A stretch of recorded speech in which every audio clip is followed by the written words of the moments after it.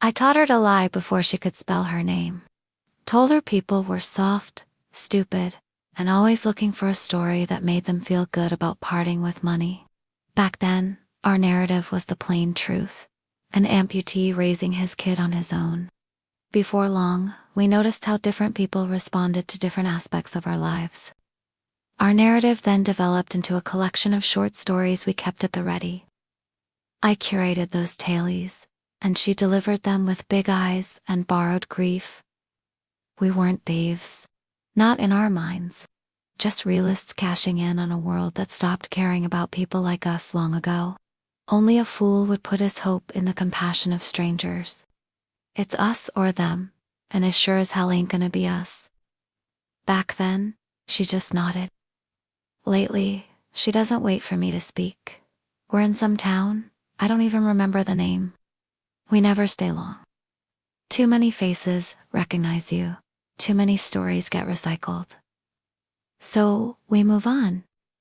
June picks the marks now, and I don't stop her. Not because I agree with her choices, but because she makes them with precision and pride. It used to be me. I'd scan the crowds the way I once scanned rooftops, looking for tells. Shaky hands, unfocused gaze, someone seemingly neglected. June was the hook. A girl with a welfare ruck 3 sizes too big for her. Tremble in her voice. Maybe a fake bruise under the cheekbone when we needed it. The guy with the cardigan. At the boardwalk, she says, peeling an orange. Why him? Thinks the world still owes him something. What's the story? She shrugs. Something tragic. I'll improvise. There was a time I polished the lies, refined them, cleaned them up. Now, June writes her own scripts. Better than I ever did. She always admired me. Even if I couldn't look at her without remembering the woman she took from me. By now, she learned everything I taught her and started adding her own. It wasn't a game to her, it was art. A show. Every victim, a new stage. But somewhere along the line, it stopped being for money. It was for me. June wanted me to be proud, and I was. Her cons get sharper each time. One afternoon, she comes home from a run, smiling like she's just won a medal. You should have seen him, she says, tossing some bills on the counter like a trophy. Tears down his face. Thought I was his niece from Pittsburgh. I hear her talking to herself at night, practicing voices.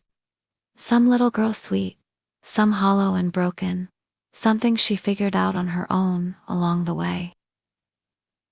One morning, I hear her sing in a low, breathy voice. Nana, please remember my name. I still sleep holding your frame. It's too good, too cruel. You scare me sometimes. She grins like it's a compliment. Another time we drive by a care home. Let me try something, she says, grabbing my arm. Says she'll find someone lonely, someone slow. I stay in the car, engine idling, fingers tightening on the wheel. June walks in with her scarf tied like a schoolgirl's bow. She finds a guy in a chair by the fish tank. Gray sweater, lost eyes. She kneels at his side. I can see her mouthing Grandpa. His head lifts, confused, hopeful. She nods. Her voice breaks. His hands tremble. She takes them. They talk. He weeps, laughs, takes off his ring and presses it into her hand. June kisses his forehead and walks out like she was born from the silence in that room. Back in the car, she rolls the ring across her palm. Solid gold, she says, looking at it. Can you believe it? Sometimes I feel like I could tell them anything and they'd buy it. She laughs, low and self-satisfied. And there it is, a strange mix of pride and rot in my chest. I want to be proud, and I used to be. Until now. She reminds me of all the young, hot-headed boots back in the day. They'd discard the leash by week 2. drunk on power and the silence of command, barely dry and determined to go out wilding in the village, eager to do something.